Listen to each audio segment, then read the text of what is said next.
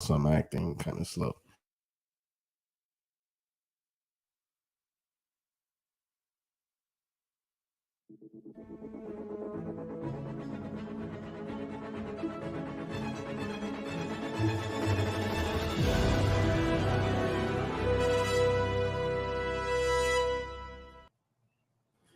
First of all, I really like that intro. I really, really like that intro. And I think of like all of the ones. Marvel has one, DC has its own, and I think now Star Trek has an intro. I don't know if you've seen it. I have not. I've seen none of the new Star Trek shows except for Oh, like 3 episodes of the new Discovery when it first started. wow. I think you should do yourself a favor and watch Strange New Worlds. I think for everyone who loves old Trek or like, like who's used to more episodic Trek, Strange New World, it's their show. But anyways, Um, let's not get carried away. We're here to talk Obi-Wan Kenobi, Disney's latest offering in the Star Trek. Wow, Star Wars. oof, Right. Like, oof, wow. wow, I just did that. Wish I could cut that. But no, in Disney's latest Star Wars offering. This would be the third live action show. Third live action like show, yeah, not third live action season, but yeah, Yeah, live action show, right? third live action show. This would be like the sixth Star Wars show from Disney because they gave us they Yeah, gave I us the think final season of Clone Clone Wars. Wars. And Then they was Rebels ever on Disney Plus, or had it ended no before no was I think Rebels was a Disney XD show. pre Yes, Disney Plus? Okay, yes, pre Disney Plus, and there was Resistance. But counting Disney Plus shows, it best would be forgotten. it would be Bad Batch, Clone Wars, Mando, Boba Fett, Best Forgotten, and then there was the anime show. Oh, right, Visions, which they're doing another season of with a different inspiration or something. I think that's what they're gonna do Wow, so it's different every. I'm every guessing. time. So it's not going to be anime based now. Is that? Maybe I was slightly confused by the article I read, but they're definitely doing another season of that. I actually did not watch that. I think I watched the first episode and I was like, yeah, I'm done. But there are people out there that love it and swear by it, so There they should are. be happy. How do you feel about that one? I didn't watch it. Like I don't know. Star Wars. I have complex feelings, so we will. Like Yes. I the I think I've said this on the show before, but like I was a hardcore Star Wars fan up Oh, to the Disney era. Like I read all of the novels, like I and the Disney takeover and the decision to reboot the EU kind of that broke you? it kind of broke me. Like I have 20 years of like fan knowledge that just like they deleted. Like and so Yeah. like all my favorite but most of my favorite Star Wars characters don't exist anymore. So I I'm on like I love Star Wars. Like I can't Mhm. entirely quit it, but like the ideas of me watching everything Star Wars has long. I mean, like I didn't see Solo in theaters. I didn't see Last. Rogue No, I did see One. Last Chance. I went there with my parents. Rogue To see One. that. Rogue One, I did see in theaters. Okay. Okay. Rogue Uh, One deserves like oh yeah, love. Rogue One I enjoyed. Like I've enjoyed some of the like. We will not. I mean, I enjoyed Last Jedi. I'm one of those people. I enjoyed Force Awakens. I did not enjoy Rise of the Skywalker, which I think is pretty universal at this point. Right. Rise of Skywalker. God. Anyway, Listen, I don't understand why the isn't in that one. Like it should be right. there's Okay, so but many things that should be in that. yes, yes. And so like, and I enjoyed Mandalorian, Boba Fett. Did we talk about Boba Fett? Did we do the No, show? we didn't, and I Okay, feel okay. like Boba Fett was Boba Fett. It was hit or whatever. miss. Yeah, it was just I like the Mandalorian episodes. It was actually that's not true. It was better than I thought it was going to be. You know what's funny? So I actually everyone praises those episodes, but because I saw the first episode and the second episode, and I just couldn't. I couldn't come back to it. I left it, and I was like, you know what? I'll binge it, and I just couldn't come back to it. So I've never seen the Mandalorian well, episodes. you are going to have to watch it before Mandalorian season 3 because like literally you can't like it just I like was trying to avoid it. changes the whole status quo of Mandalorian. Okay, then. like you just have to watch it. Like I mean, it's a good way So, to like, like force your fandom to watch the question: show. do I have to? Can I just go to those episodes? Like four? It's 4 and 5, right? Yeah, you can. I mean, if you basically know that like Boba Fett is at war with the Squid people, spoilers. I mean, the show's been out long enough, I guess. Then Right. you kind of because there's one episode, like the big climax episode, that's like if there's like the two episodes that are only Mandalorian, Hmm. and then there's the one that's like Mandalorian and Boba Fett together. Like that one pays off both Boba Fett's storyline and the Mandalorian storyline. So now I have to watch 3 episodes. Yeah, You there's said that. 3 Mandalorian Okay. episodes. One Okay. it's like 2.5 because one's also like the finale is got Boba Fett beats plus Mandalorian. So I guess I'll go back to it. It's like right before Mandalorian. So I'm Yeah, like, that's what my advice would be. Like yeah, when you're like feeling that hype, it's like, oh yeah, and that will yeah. push you through the It, kind of would- it, mediocre Boba Fett content. okay. Okay. Just So Boba Fett. so question before we get into Kenobi. So when this show was announced, given all your Star Trek, All my Star Trek feelings. all your Star Wars feelings, how did you Yes. like? So where were you when this was announced? I think that this is a show that I was always expecting. I think Disney actually announced this like maybe right when Disney Plus launched. Like I feel like Yeah, it's been floating in it production. was for one a of long their when they did. I think after Mandalorian, they were like, okay, so this is what we're gonna do. I think they did like a Star Wars, like all the shows that we're gonna do, and I think Bad the Batch. last Celebration pre-COVID announced this. Yes. Yeah, or Because that's when they announced Ahsoka. They announced a bunch of stuff that day. I think Patrick was so excited. I mean, like this is like a natural place. Like if you either A want to spend the money on Ewan McGregor, or B Ewan McGregor needs to accept what Disney's offering because I don't know he's got post-divorce and a new kid. He's got like a lot of extra expenses. This is a natural movie to make, right? Like, there was a really good actually novel that like explored this period with Kenobi that I was hoping they would draw some inspiration from the pre-Disney era. Okay. But it was not this, which we'll get to. But I am not surprised that this existed, and I love Ewan McGregor as Obi-Wan Kenobi. He was like this. He was the glue that held the prequels together. Like I mean, like inarguably, right? He has the strongest standout. Yeah, he was one. Yeah, the strongest performance, right? Like almost all of the successful him and Sam Jackson, right, seem to be the only people.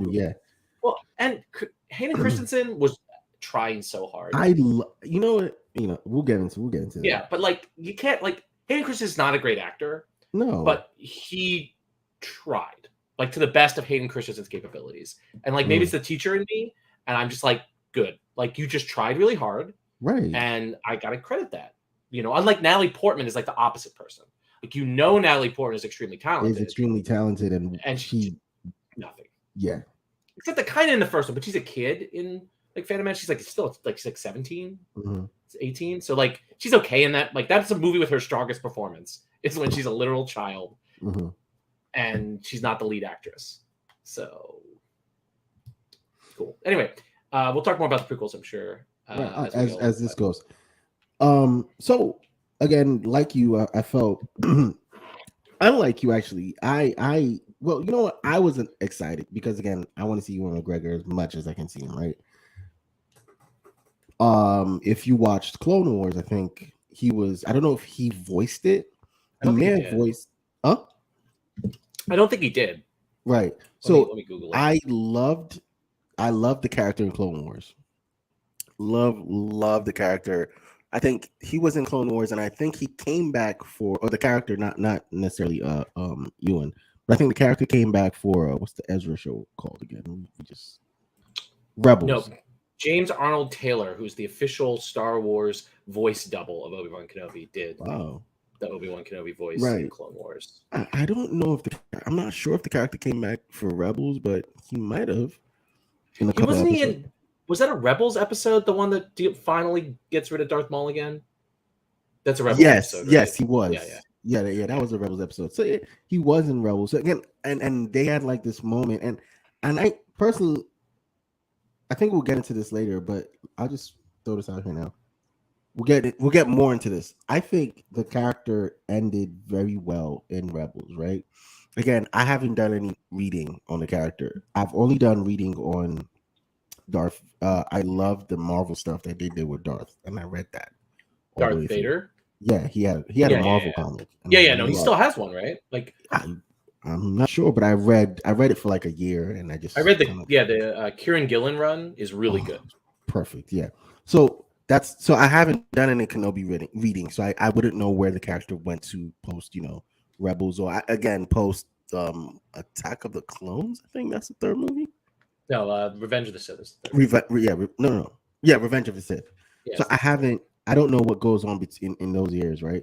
So again, I guess people who have read up or studied up on the characters should would feel like they want to see this show in the sense like, oh, I want to see if Disney's gonna pull further what I know and do that for us. But honestly, I think the character was perfect when they finished them off in Rebels because I think to me that felt like a natural like close, right? Because he had a close with Darth Maul, and then he had his natural. I was like, oh, this natural is perfect, and so that's where I'll end that right now. But I think I am not a fan of what's going on the show, and that's that for that. So now we can get into the I have show, complex feelings about the show, so right? So, matter of fact, we'll start with you then. So, episode 1, 2, and I think 3. We're gonna do all three, right? yeah, we'll do all three. I mean, we watched all three, so why not? Right. So, how do you feel about it Um, I so far? think The story so so far, far. Mhm. uh, I have it's giving me strong prequel vibes, where like there's like good ideas at the Right. core of this, and I'm sure whoever pitched the idea of baby Leia being the reason why Obi-Wan leaves Tatooine is got like Kathleen Kennedy gave them like a pat on the back. It was like here's a bonus because this is a really good like idea. It's like of course like you need a reason for Obi-Wan to like abandon his like what he promised Yoda um and Bail Organa at the end of Revenge of the Sith to leave Tatooine protecting Right. Luke to be Leia, right? Like Right. that's like a really good idea. And then like the Inquisitors hunting Obi-Wan Kenobi and like Vader being like obsessed with finding Obi-Wan, all great ideas. Like and Ewan McGregor's performance is fantastic. I just think it's like the prequels, not as some of its parts. Like these ideas are good, but they aren't always well executed. And I think the plotting is so weird. It's the worst of it's I think it's as bad, if not worse than the Boba Fett show. Like it just like Wow. speeds up, slows down, speeds up, slows down. And it's like stuff's happening really fast. Like, why is Vader already here having this like low budget encounter with Obi-Wan Kenobi? In the third episode. Like it just like that feels like that should have been like the big thing that happens at the end. And that's something you want to wait for, right? You want like Vader, this like threat. It's like, oh my god, Vader's coming, right? Which that video game did a really good job at this. The one with the kid from Shameless. Yes, yeah. The new one, the one Yeah, that yeah. actually good one, not the one with the guy from Right. Battlestar Galactica. Yeah, the one with the guy from the guy that played Joker on Gotham. Yeah, that guy. I Yeah. The forget the sequel's name. coming soon. I actually have. I'm running through the Jedi Force. No, no, Force. Force Awakened or No, Force that's the Unleashed. movie. That game is terrible. You know what? Terrible. I I'm hate just that gonna look game. it up. But it's Jedi Survivor's the sequel that's coming out. It's Hmm. Jedi something. Anyway, and Rogue One did a good job with this. It's like Vader is coming, right? And Hmm. the fact that he already came in the third episode, and I get the impression. I mean, I've heard multiple things about Vader's voice. I mean, I might jumping all around here, but like it feels like they used the same technology that they used for Luke's voice in Yes, Boba Fett, I'm hearing that rather too. than Yes. paying oh my god, Lee Jones. There we go. Right, not Lee Jones. Wait, why am I not remembering? Oh my god, why can I not Names. say it? The actor who James Earl Jones. James Earl Jones. Yeah, James Earl Yeah. Jones. There we go. Like Yeah. paying him Mufasa. again, right, to do it. And so Vader sounds kind of weird. Hmm. Uh, and so I don't know. It's just it's fine. Like, and there's like, and Ewan McGregor's performance as like broken panic attack Obi-Wan Kenobi is like really strong. And I like the little girl who's playing Leia. She's a good like 10-year-old actress. And I like the lady who plays the villain. She's good too. But just like nothing adds up. That's where I am about this shit series.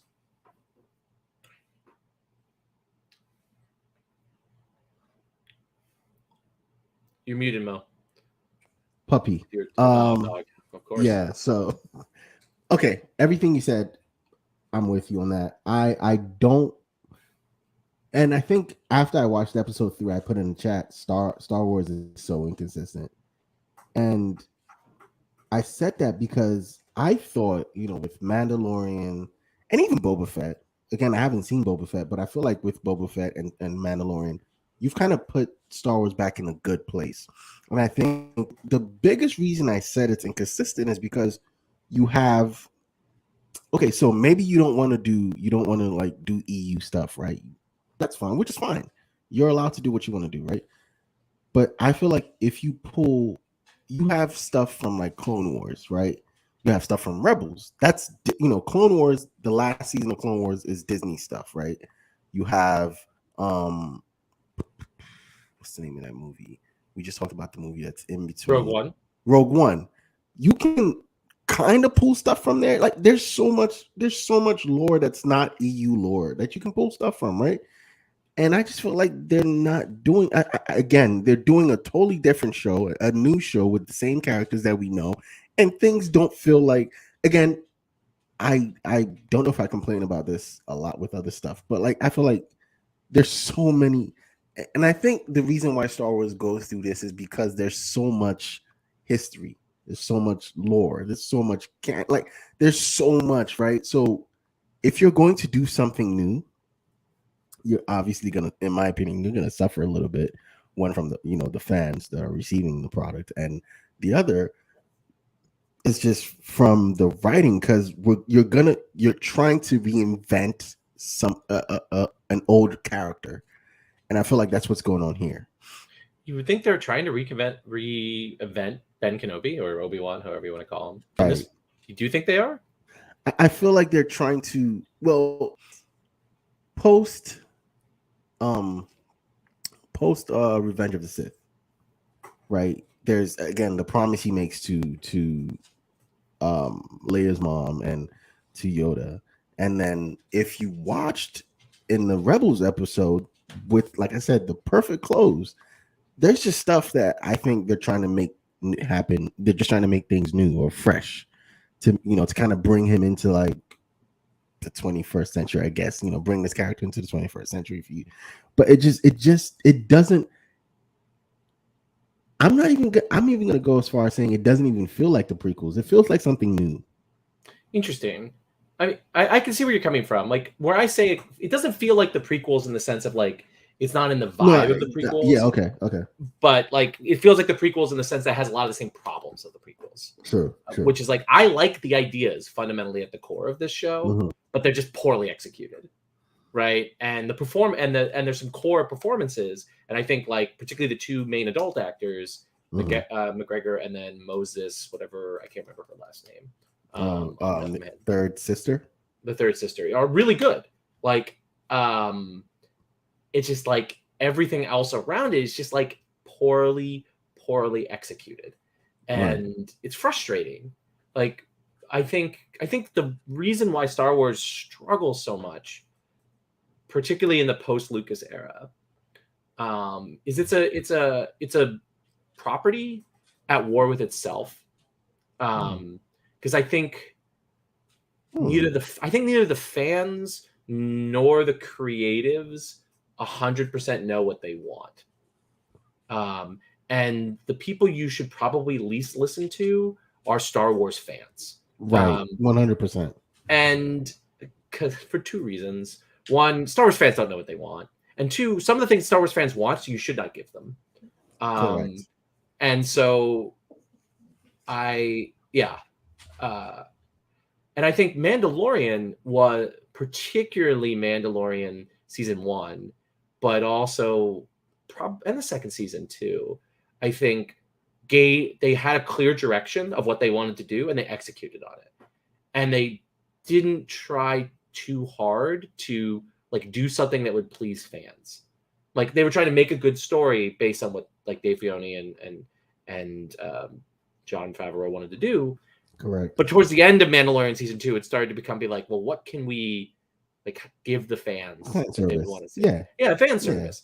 And I think Star Wars is at its worst when when it it does does fan fan service. service. Yes. And I think, say what you will about the Lucas films, particularly the prequels, they were all about Mhm. George's vision, and like you can live or dislike that vision. And there were definitely times I really did not like George's vision, but over time I've come to appreciate like more how the prequels are just committed to what Lucas wanted to do, and they're not so much about fan service and giving Star Wars fans what they wanted. And frequently, I think George, how should I say this? I think at the very least, the Lucas era understood the political symbolism that it was playing with versus the ways in which Star Wars fans and Disney sometimes don't. And so, yeah, that's kind of, I guess, the end of my little Star Wars thing there. But I can fill time here while Mo is fixing his thing and say that I did really like McGregor's performance here. And one of the things I also think that this show suffers from is it's showing the limits of the technology that they use to do the special effects. I don't think it scales well. Like if you think about the best looking Mandalorian episodes, they're all really small, which I think created a claustrophobic feeling in Mandalorian that kind of gets tiresome if you watch a lot of it, where there's like very few extras. It's just like the Mandalorian and a couple other people. But like once they start like bringing the scope out of what do they call it? The it's not called the vacuum. It's called something. The vacuum or whatever it's called, that like room that they use that does like 360 green screens. Um, like the more you scale out, you see that like in the Mandalorian fight where they're on the in season 2 where they're on the train, not the train, the car shooting each other, and it's like a Mhm. big thing. And then the final fight in Boba Fett also has this where it's like through a town. Like you see the limits of the technology, and I think this you also see that. Like the scenes where she's like Leia's running through crowds and everyone's chasing her is Mhm. weird, both because you're chasing a 10-year-old. The 10-year-olds have mobility issues, some of them Right. do.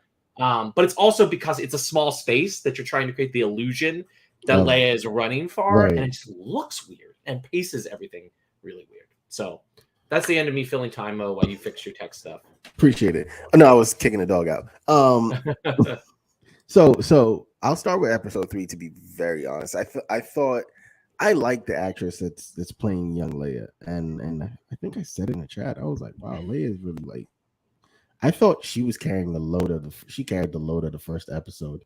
The first episode dragged super hard for me. Like it just felt long. Like it's been a while where I've watched like a Star Trek a Star Wars show, and I'm sorry, a Star Wars show, and it just like again, Mandalorian has had a lot of quiet moments in I think the first season, a lot of moments, but they never felt like a chore to watch. This one just again because I think it's probably because we know the character, right, or we know Obi-Wan, and a lot of things are happening. But the second episode I think she saved, but episode 3, the problem I had with episode 3, like again, is the Darth thing. I'm like, so first of all, there's fast travel, right, and then okay, so Leia is running through the tunnel, and somehow magically third sister just pops up on the other end in front of her. I know not to ask questions, but I'm like, come on, like really? Yeah, I'll let that go. But for the sake of like show and tension building, I guess. Oh, we're just gonna let that go. I think the bigger issue, again, the other issue I really had, the biggest issue I had with that was the fight scene. I don't maybe my TV I need to change my TV settings, but it was really dark. I think that Fight the was night. purposeful Okay, great. So I don't need because it to was change dark it. on my TV too. Okay, great. It was really dark, and I'm guessing budget ran down, and so that like they just turn it down so they don't see anything else. Um, I I'm struggling to understand why. Maybe they'll tell us later, but I'm struggling to understand why Ben is struggling. Um, it again, it probably could come up on the next episode. He's struggling probably because he sees Darth Vader as he'll never stop seeing Darth Vader as Anakin. Anakin. Which if you watched the last season of Clone Wars, is you see it, right? You kind of see him feeling that, and so it's like, okay. But in my opinion, the only person that really feels that is Snips. um I guess he feels like he let him down, He and definitely so does. Yeah. that's probably where the struggle, a lot of his struggle is coming from. But I don't know if they're really showing that, because again, if you leave the prequel series alone for a second, when you get to Clone Wars, that whole show, there's not a lot of episodes with both of them together. Right. So I guess they're saying, forget what happened if you watch this show, right? Forget everything that happened here, because the brotherhood is what you've seen in episodes 1 through 3, and that's just why he's feeling this way. But personally, to me, I think Ahsoka is the one who really should feel a certain way about him turning. Uh, so I think that's just a personal problem. That's not even a show problem. So I'll leave that alone for a second. I find it interesting though. You see, I think for me, I mean, you're not the only friend of mine that said this. I think the one thing that does make sense to me in this series is like where Obi-Wan is. I Hmm. think the show has done a decent job. One, McGregor's performance, Yes, and then he does two, sell it. He does sell it. So two in episode 2, where he like it takes a lot of effort for him to do like a very basic force trick that in the prequels he would have like done in a second, right? Where he saves Leia. I think mhm, they're trying to like establish that like Obi-Wan spent 10 years like not just like not using the Force, but like self-consciously like forgetting to be a Jedi and stopping from being a Jedi, right? And I think mhm, McGregor's performance really sells that to me. Like in the first episode, correct. I think like the him being like a butcher or whatever stupid job that is, right? Like I think, and the fact they repeat that over and over again, I Mhm, think is like them trying to establish, they're trying to show and not tell you that like Obi-Wan is like checked out of that part of his life. And, you know, literally he had buried his and Anakin's lightsabers, right? yes. And I think and I think McGregor's performance sells that for me. So like of all of the things in Kenobi, or Obi-Wan Kenobi, the show, that like resonates with me, it's that. I don't think some of the other things that like you're talking about, like I think the fight between him and Vader is really poorly executed and Yes. very low Very. budget, as you said. Very. Yes. Um, and you know that's one of those things that's really important to remember about these shows is, and you see this in the Marvel shows too. Like they are higher budget than almost any other TV show out there, but they're still a TV show, Correct. and they're not going to spend the money to have Upfront. a It's always to do the like a fight of the scale of like that Mustafar fight, right. right? Or even the fight that Luke and Vader have in Empire Strikes Back, right? Which Right. is very small scale compared to where Star Wars became Is in later ones, right? right. So Well, like I said, it's very personal to me, because again, I when you watch all of the Clone Wars all the way to the very end, even the last season, the Disney season of Clone Wars, you see that the relationship, while the relationship is there, everything that happens between episode 2 and 3, all of Clone Wars tells you, hey, the people who are actually the closest are Ahsoka and Anakin. So when you see, I guess like I said, I understand what they're saying, like, oh, I let you down, but it's not it's not really resonating with me. While Ewan is selling it and his performance is amazing doing that, it's just not like, I'm like, okay, I well, feel you. we're gonna get an Ahsoka series now. What's gonna happen? Especially again, if you watched the Rebels, there's a Rebels Ahsoka episode where they go into this cave, and Anakin Vader Anakin is in there, and there's this fight, and there's just a lot that happens on that. Like, I'm like, oh my god. So that's where Right. I've spent all my emotional energy with Ahsoka, and I think I just don't see it again. I might have to go. You know what? I might have to go back and watch the prequels. I mean, definitely like my wife and I every 1.5 years watch the prequels because we Right. enjoy like getting drunk and watching the prequels.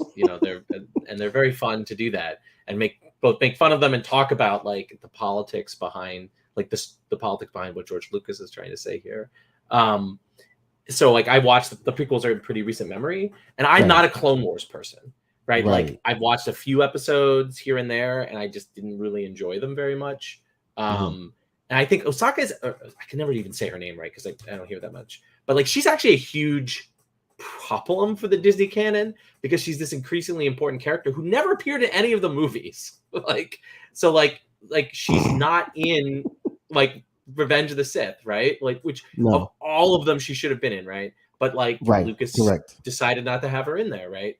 Like and she's not a Lucas. No, she's actually not a Lucas character. She's 100% a Filoni character. Well, no, they co-created her because remember he did the first 2 seasons of Clone Wars with George, and then the movie that got released, like that the pilot that got released as a movie, George I don't think he was I think he was like producer, not executive producer, but like day-to-day producer on that film, closer to like him in Revenge, him on Empire Strikes Back, and him on Return of the Jedi, where like he's not day-to-day doing it, but he has like a strong role in it. So I mean.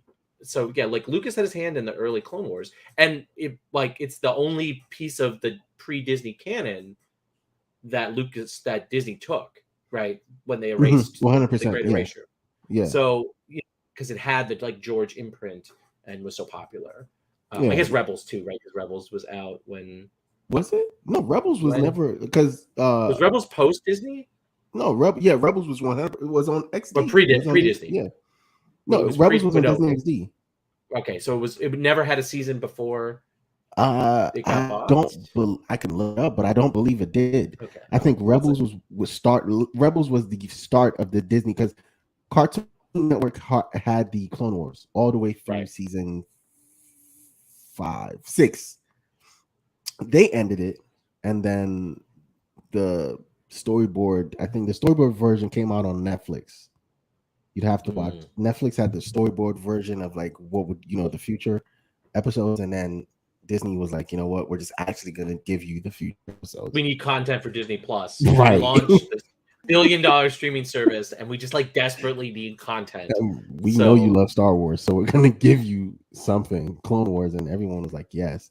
And then they took one episode of the Clone Wars, The Bad Batch, and decided to give us an entire season. 2 seasons because there's another season coming. Course. They took wow, that's the most awkward show ever. But it's Star Wars content. No, okay, so yeah, like I said, I just have this personal attachment to if there's anyone I have that attachment to, and I think because of that attachment, I might not be receiving what they're really trying to do with the show. And so I have to go back and watch the prequels again just to get because I remember when I did watch the prequels, they really did feel like brothers. I think the first season of Clone Wars where they're together, they again, they feel we're both killing, we're both taking out droids. 1, 2, how many you got? I'm already, that was what it felt like. So I feel like if you continue that all the way through Clone Wars, right, then the whole I let you down, you received that very well, but then you cut that off for a minute, and you inserted Ahsoka, and then you're like, okay, this is the new character that he feels really close to. That's like a sister, like a daughter type thing. Like, what? And then all of a sudden it's like, well, forget that. We're back here. Inconsistent. Yeah, I feel what you're saying. I think definitely this show, although it's not fully in conversation with the prequels, because there's all this Inquisitor stuff, which is imported from Clone Wars, not Clone Wars, Rebels. Rebels. Right. All right. You watched all of Rebels, right? Yes. So the question I had is I know this Grand Inquisitor character is in Rebels. Very much so. And he dies in Rebels, right? Yes. But he dies here. And that's where I'm confused. Is it supposed to be the same dude? Like that was where I normally don't. I don't know if there's a second Grand Inquisitor, but I know this Grand Inquisitor from the same alien species, right? That's just lucky, I guess. But no, this is the Grand Inquisitor, and I think that's what also disconnected a lot of fans, and what also probably took a lot of fans to hate on the lady who plays third sister, which I think out of that's just fucking evil shit. Like Yes. that. Good on Yes. Disney for finally like standing up for its actors Step after not doing it for right. the actor who played Finn and the actor who played Rose, actors who played Rose. Just let them just take all the heat and never stood up So for them. But Disney did learn, but I mean, you know, yes. you gotta like Right. And they also never eventually. took up for what's her name? Captain Marvel. They didn't, but I feel It like wasn't as bad. it wasn't as boy. You know, the MCU people are, but I think it was as bad. But I think success Right. like stops haters, right? Yeah. Like because Yeah. like Captain Marvel was all the MCU or proto MCU people like hated on it. It still made $1 billion, right? It's still like one of the top 10 most successful Yeah, they movies. tried to review bomb it. I think that's why Rotten Tomatoes turns off fan reviews for a second. But but you know the sequels are mediocre to poorly received. So like Okay, that they makes sense. needed double protection, right? Like Right. Larson had one being a white lady, two, you know, being part of a successful Franchise and being a then successful movie itself. the sequels failing made both the actor who played Finn, whose his name is escaping me, and the actors who played Rose, John Boyega, yeah, John Boyega, like much more vulnerable right, to like right. if those movies had come out of the gate and been like the most popular form of Star Wars, I They think the would be hate, a little easier with, yeah, yeah, but or just the success would kind of block the hate, and I think yeah, it block the didn't. hate and like, Yeah, but here I am happy that Disney finally yeah, did the Disney, right thing. and then you have Anson Mount over at Star Trek saying, you know what? So I like that. You know, finally that's happening. Yeah, it's. I think the Grand Inquisitor thing is really it just added to, you know.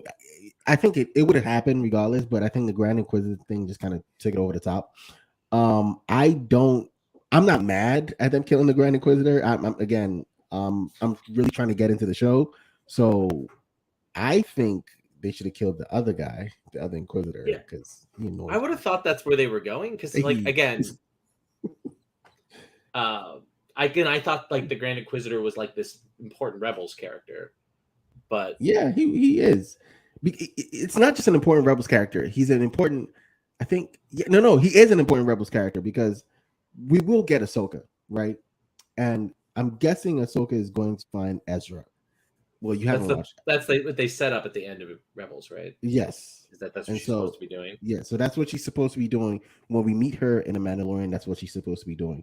So 20 years later or whatever from whenever Rebels ends. Although does Rebels go all the way up to Return of the Jedi, or does it only it goes go up. It goes to Rogue One, to Rogue One?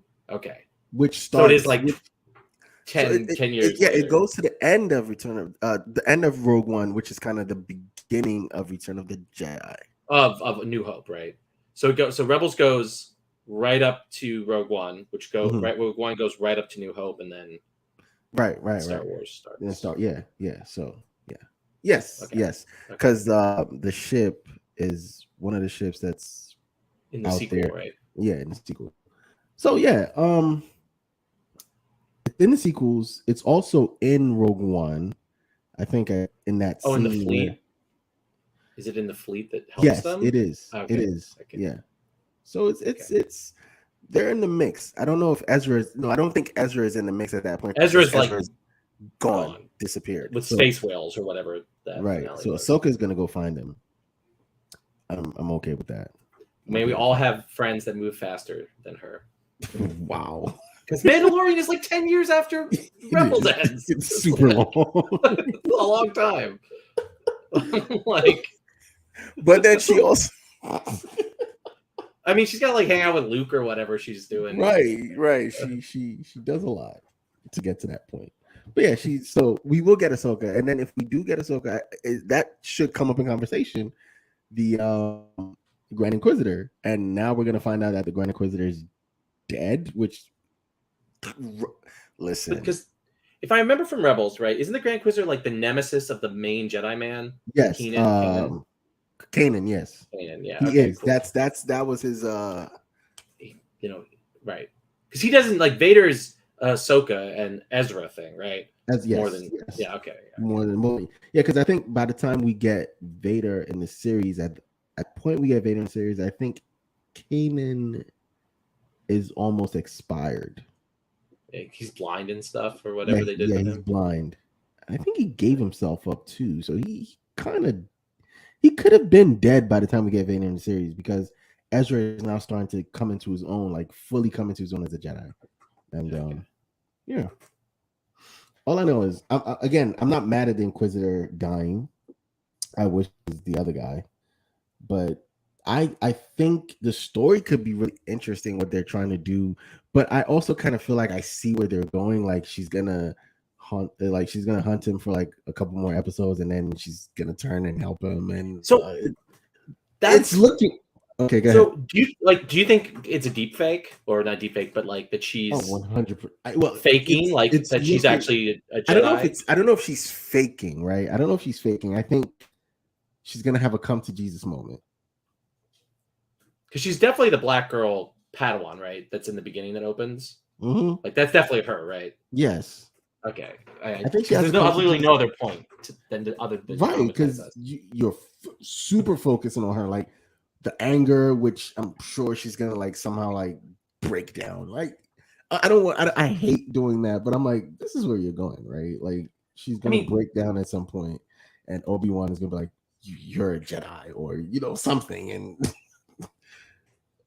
yeah, no, I agree. Like there was a scene that like at first I thought she was just going to be evil, right, right? And then there's a scene and maybe it's in the third episode. I'm like, oh, she's either A, you're as you say, going to get redeemed, or B, she's like trying to find like she's like trying trying to to find foil, Obi-Wan Kenobi because she's like a deep like undercover or like trying right? to Hmm. and I was like one of those two things is happening. She's either going to get redeemed or she's up been behind a spy or whatever. Right, because Um, didn't the fake Jedi say they're people or they're not the fake Jedi, the other force sensitive guy, right? Wasn't he? Didn't he say something the one the about first episode, yes when he yeah, he met was a Obi-Wan? Jedi. Oh, so he wasn't just for force sensitive. No, he was a Jedi. Yeah, yeah. Okay, okay.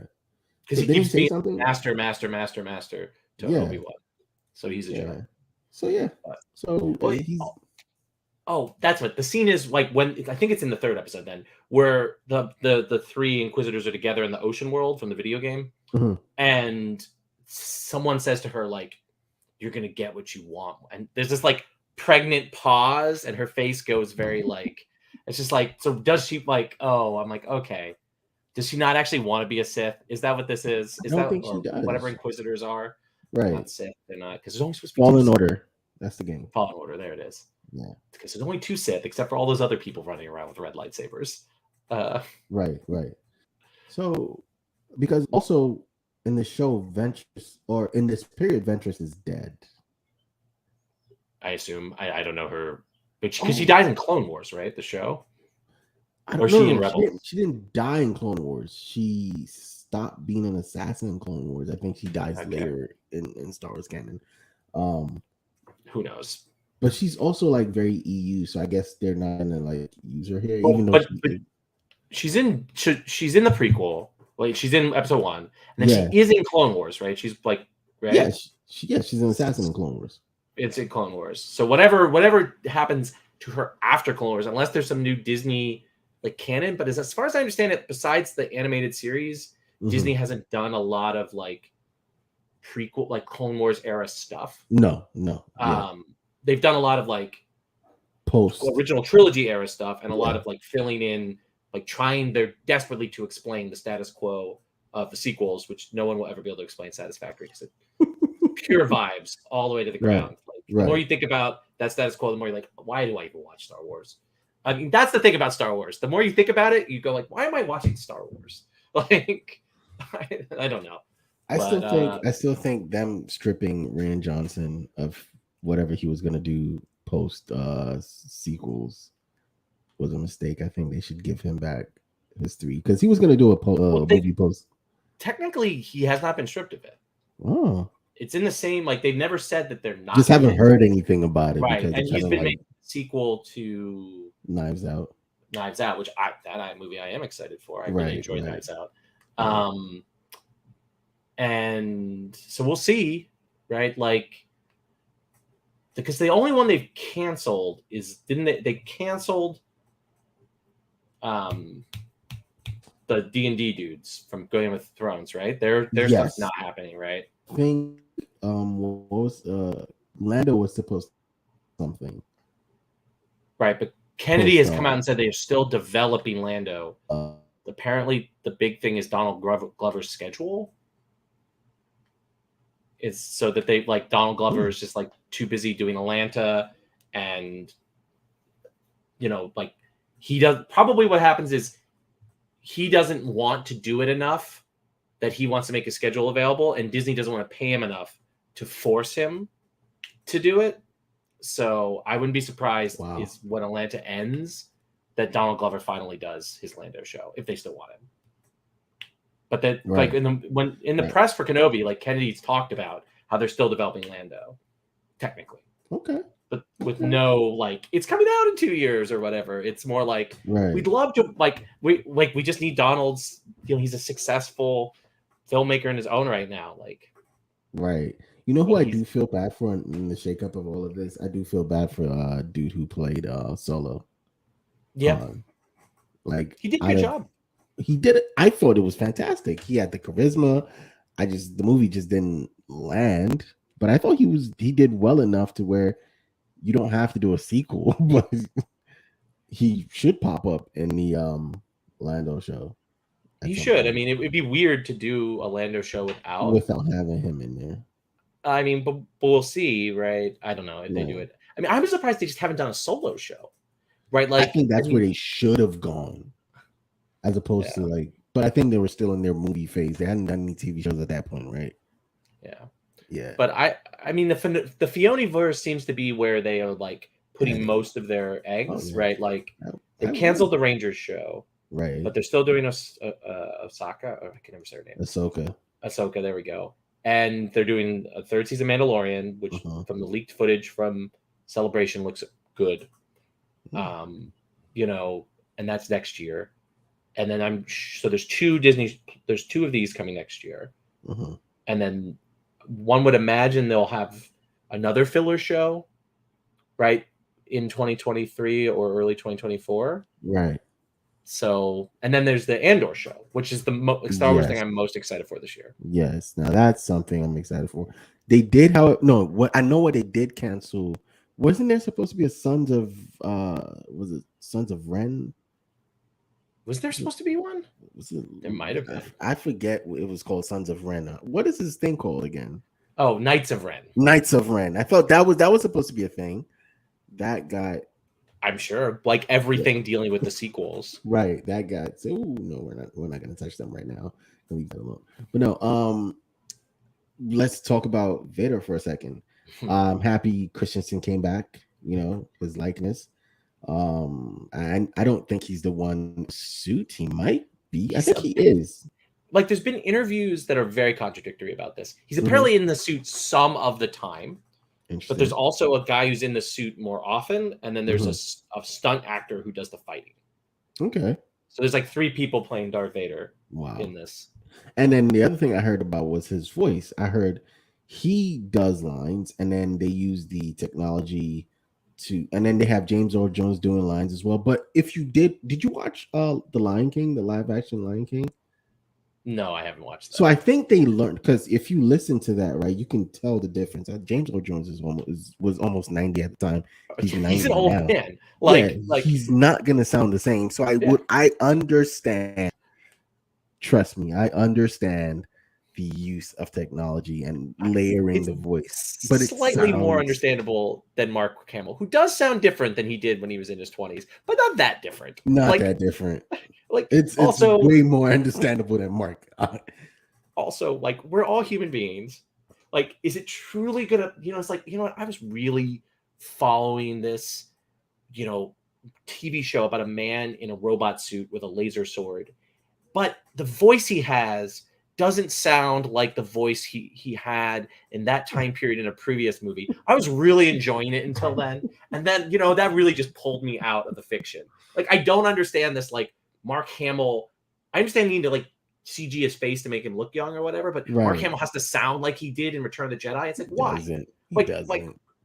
Like, I get having Hamill there and then CG in his face, whatever. It looks they're getting better at it. right? Yeah, But like, why change his it's kind of voice? creepy though. It's Like, kinda- because have you seen the pictures of Hamill filming? He's there filming right, yeah, Mandalorian. yeah. Like it's It's a like little not floaty like head. he's not available. So Right. why do you have to have a computer do his voice? I don't know. But No, maybe that's but why I'm not a real Star Wars fan. no, but Darth like really kind of just rubbed me the wrong way. Again, I understand, but I understand he's 90. Like Mhm. he's not gonna have that super smooth like voice. And again, if you watch The Lion King, you would hear. Cause I think the reason they did it here is because you watch The Lion King and you're like, oh my god, this. Like I get it, but then I'm like, nah, like never let him speak I again. think at that point, like, don't you just get one of the many excellent voice actors that they've used Boom. to do it? Like, And that's how I feel about it, right? If you need, and I guess, yeah, instead of like, so listen, I don't, I feel like it's a nitpick kind of, thing, but it could, there people like it could rob you of your enjoyment of the show if it's something you were looking forward to. I don't think it's a nitpick because the primary way in which Vader's characterization is carried out is Yes, through his voice acting yes, because yes, he's like a man in a robot suit, in a robot like suit. that doesn't have a mouth. Like, literally, the only emoting that they do is through the voice, and like that's what makes Vader so Mhm. like successful in the original trilogy, right? Is James Earl Jones's performance is like really good, Right, and just like I don't think it's even disrespectful to Earl Jones to like have a voice actor do it if they feel like you don't want 90-year-old James Earl Jones doing the voice acting. And if that's where you are, then for me it's get someone who can like emote, which is a voice actor. They like the right, voice actor on Rebels is good. The voice actor in video games that they've had has been really good, good. right. Like there's all these people who can do the Vader voice. Why not just do it? Yeah, Right? because Like you have three people doing lines. Oh well, you have two people doing lines and then computer. Because you have Hayden doing lines, and then you have James reading, and then you do have the computer, the revoicing thing. And I'm like, ugh, it's just too much. it is too much. And It, that's why the budget for the fight is the way it is. well, you do have to pay. I mean, they are paying. You To have to answer pay questions, James it's not Earl very Jones. expensive. But Wait, James Earl Jones and Ewan McGregor, I bet, are pretty expensive. yeah, you have to pay Uh, James Earl Jones. I mean, Ewan McGregor is an executive producer, so he's probably not taking like a huge chunk up front, right? He's gonna get back in, right? yeah. But still, like he's not cheap. No, Up he's front not. still won't be cheap, right? So He could be making some mediocre British art film right now, like right, and and hanging out with a Mary Weinstead, but instead he's in he's here, London in some green screen thing, right. uh, So whacking people with play swords. right, but again, I just with you. I'm with you on the fact that I think we could have saved. If we were gonna go for Vader, right? I think we could have saved him for like a bigger, like just a bigger episode. Again, like Mhm. maybe the grand finale. Have him and Inquisitors play around right now. Like like why do you have the Inquisitors, right? And what like right now, what's the purpose? Just to find him? I mean, I guess like That fight, you could have had that fight happen at the end, and then the cliffhanger would be, oh well, he didn't win. He's hurt. Now he's injured. He has to run and then probably have like another face off later. But I think that would have paid off a lot better to have them face off, at the end of the episode. I mean, because my another huge problem with the fight, right? So he does what he does, right? He force pulls him into fire, like you're gonna suffer, right? And then the lady like saves him, rescues him by exploding and having more fire. But for some reason, he's like, I'm not gonna force pull you here. I'm just gonna let you escape. yeah, That didn't make sense to me. yeah, of course it did. If I wanted someone to suffer, I don't care about some like.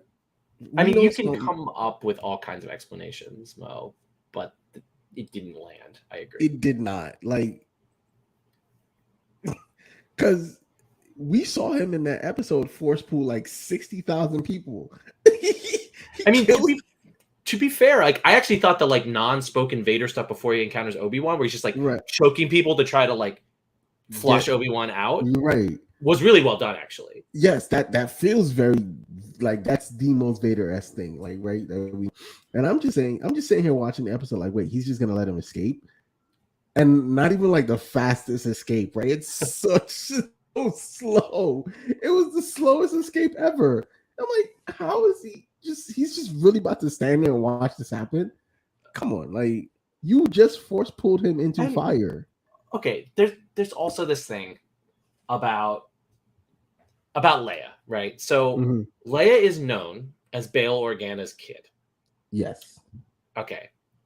And Bail Organa, and to this point, is still a prominent member of the Imperial Senate. He's an Mm-hmm. active Imperial politics. Like the initial plan of kidnapping her to drive out Obi-Wan, keeping it on the DL that they did this because it would be a big deal that they did this. Okay.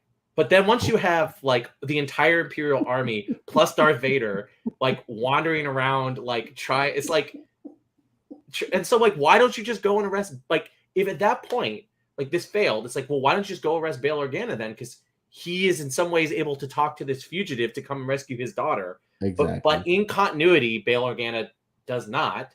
He is alive to get blown up on Alderaan, so they can't. And Leia is active in politics, when at 16 or whatever, and Yes. so like you can't, like that's like a fixed moment. So you're just like, so Bail Organa can't, like, I'm just like, the more I think about it, it's like, why am I watching Star Wars, right? And like, because it did make sense, like the initial plan. All right, we're gonna seek, because Bail Organa can't report this to the authorities because like they're trying to keep Leia on the DL. That makes sense. Bail Organa is a friend of Obi-Wan Kenobi's. He will be flushed out to try to protect her. Okay, like that is not, as far as plans go, that's not like the worst plan. And if it doesn't work out, you could just theoretically like let Leia loose later, right? Right. If Obi-Wan doesn't come. And okay, but then once like literally the entire Imperial apparatus is trying to capture Leia and Obi-Wan, like the cat's out of the bag. Yeah. And I don't know. It didn't feel like this was like it was doing it on its own terms. And some of this is like what did Ray say? Who fills up the tires of the Batmobile kind of questions. But at the same time, it is kind of like, that's a funny quote. That's a funny one. Okay, but it is. It's true to true. It's true. It is. Let me ask you this question then. So, oh crap, I just forget it. So you're looking at all this happen, right? And you're saying to yourself, "Why am I watching Star Wars?" What points in this show, right? Are you like, you know what? So where are you on the show? Are you like, you know what? I'm just gonna watch. I've already started. I'm just gonna. Oh yeah, I mean, I'm gonna watch because like, okay, I love Ewan McGregor's Obi-Wan Kenobi. It's also like, if it is really bad, it's like Star Wars train wrecks. I can kind of get behind that. So, I'm on. It's gonna be, it's gonna be really hard for me not to watch it. I'm not the kind of person who would jump off a show like this. It would take a lot. It would take like, I don't know, like baby Leia getting killed kind of like thing for me to like jump off, be like, what is now? All right, what really is going on? And even at that point, be like, where are they going with this? I would probably keep watching to the end. It would take a lot for me to jump off. So okay. So you're on for the full ride, and I think we got 3 more episodes. It's not that long, just 3 more weeks. Yep. Right. So I mean, but I will say this though, I did enjoy that they did give us the first 2 episodes. Like that was perfect. Disney Plus, Disney keep doing that with everything. Are they doing that for Ms. Marvel? It hasn't been announced. I think did they announce? They did announce that it's this Wednesday. So let me Google that. How many episodes of Miss Marvel will there be? June 8th. It'll be a total of 6 episodes. I think it looks like it's just the premiere, just the pilot, or the first episode, or whatever you want to call it. Okay. So, well, I guess this is just a big show, and I guess they needed all of it because this also happens to be the biggest Disney Plus premiere ever. I mean, Mm. totally not surprising, right? Ewan McGregor. It's Boom. Ewan McGregor, right, as Obi-Wan Yeah. Kenobi, right? Yeah. Like It's come on now. your grandma, knows who this is and might be willing to Yeah. watch this with you, right? And The no, so but I do appreciate those. So the things I do appreciate, because I feel like we're kind of like dumping on the show a lot. The yeah, things I do appreciate Ewan McGregor. I appreciate the first two episodes happening. I like Baby Leia. I yeah, me think too. she's really carrying. Like, the conversation they had on the back of the the pickup truck, right? Yeah, right. The reason I call that a pickup truck is, right. So you see the imperial sign, the sign on the Oh yeah, truck. yeah. It That is a pickup truck. that feels very very much like a thin blue line sticker on a truck. Oh Like, yeah, I will 100% really prop this show for remembering. It looks like Andor's going to also do this. That the right, Empire is evil, right, and right. that like the dark side is called the dark side, and it's full of people who murder like innocent people. That's And they like, did kill younglings. Like, yeah, like they're bad. Like right. this is the thing that Star Wars fans and sometimes Disney forgets. Like the Empire is bad, the It's Sith are bad. bad. Yes. Like yeah, they are cool icon. Like they're cool icons, and like the uniforms are cool, but Yeah. they're bad. Like let's remember that. Like as much as the Jedi can screw up all the time, they're still They're the good the Sith are guys. still bad guys. The Empire Right. is still evil. It commits genocide.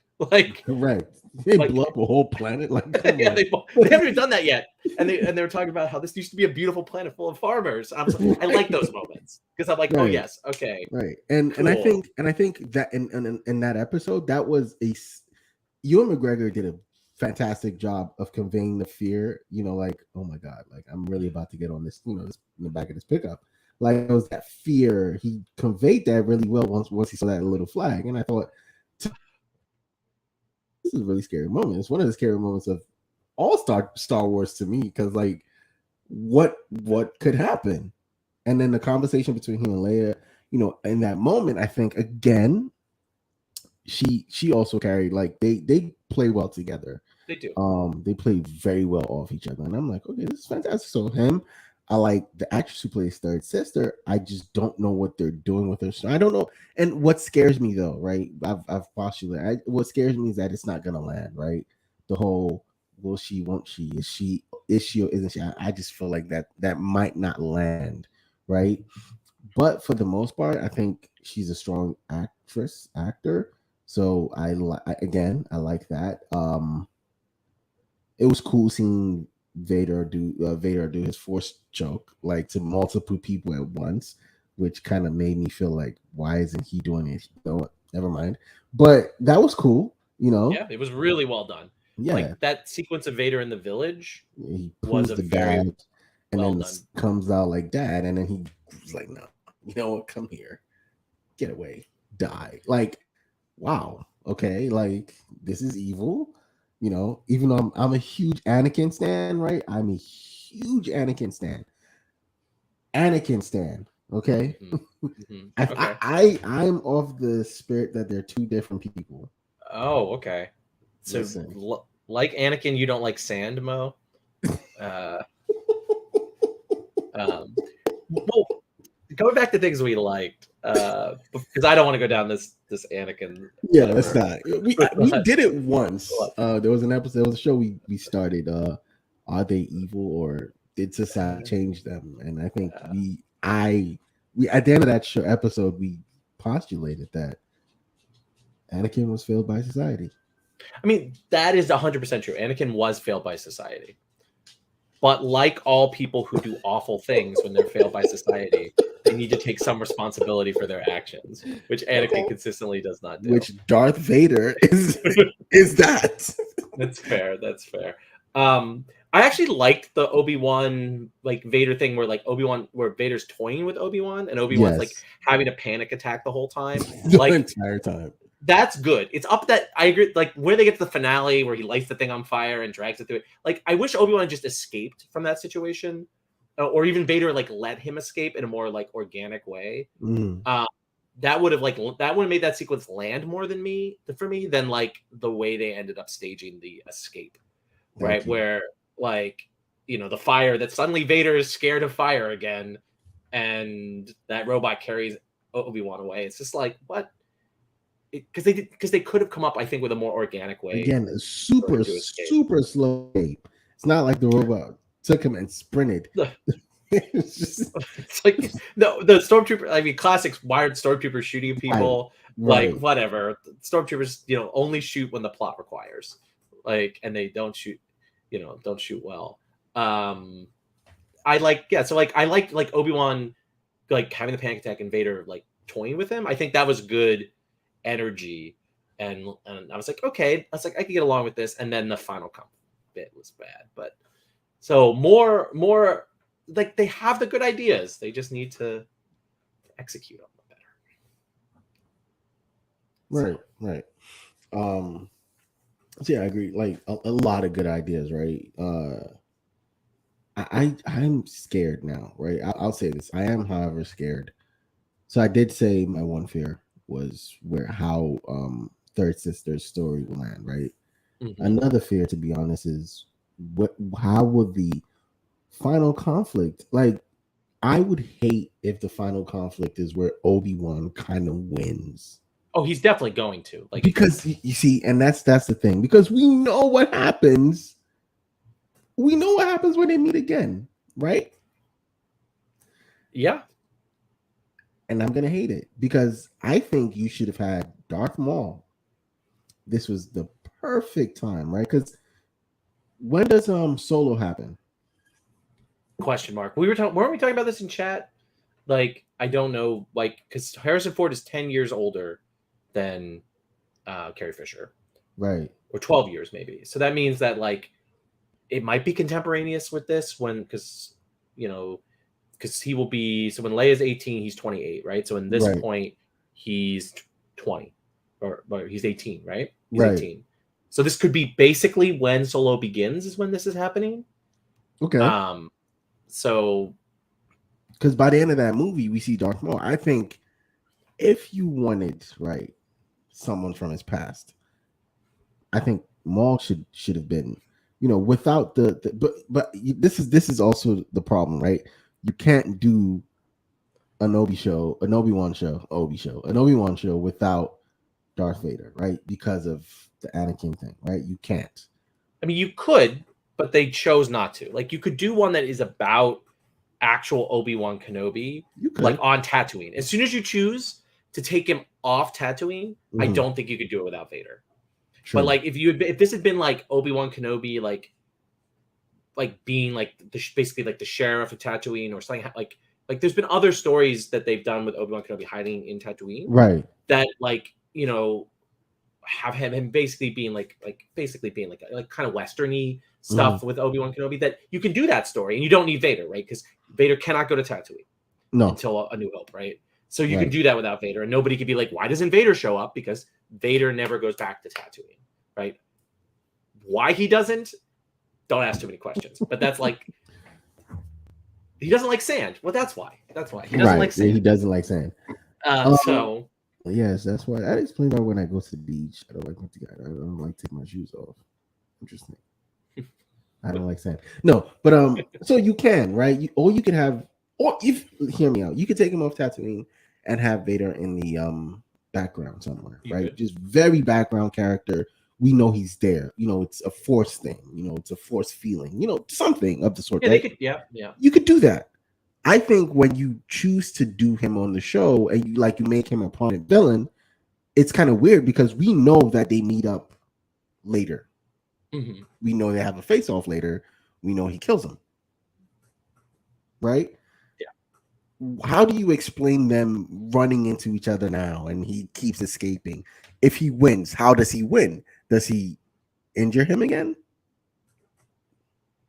I mean, he could injure him again. He could be saved by, like, one of the things is Third Sister does not turn to the light side, and she pulls him out of the fire this time. Like, it saves Vader and gets killed by Obi-Wan. Like, there could come a point where Obi-Wan tries to save Third Sister, tries and have his confrontation with Vader, and Third Sister has to make a choice between Vader and Obi-Wan and chooses to save Vader.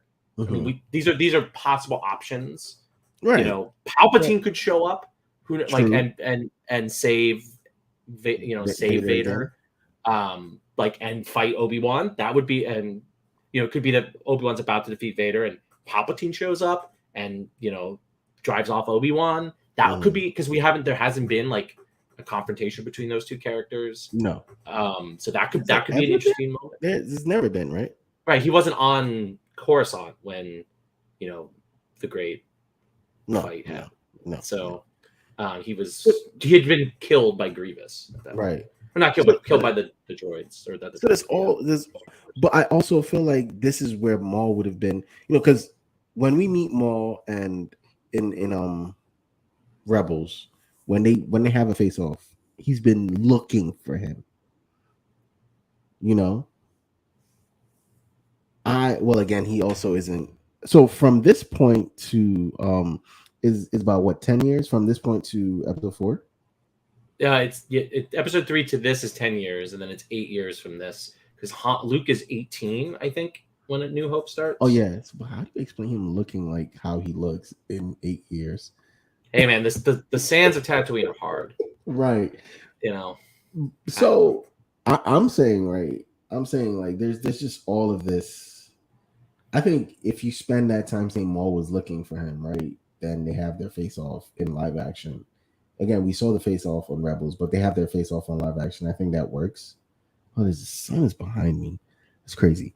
I don't know. I just feel like I feel like they felt like they had to use Darth Vader, and I don't know. I just feel like, and what scares me is how do you land this season? Now you've had this face off, right?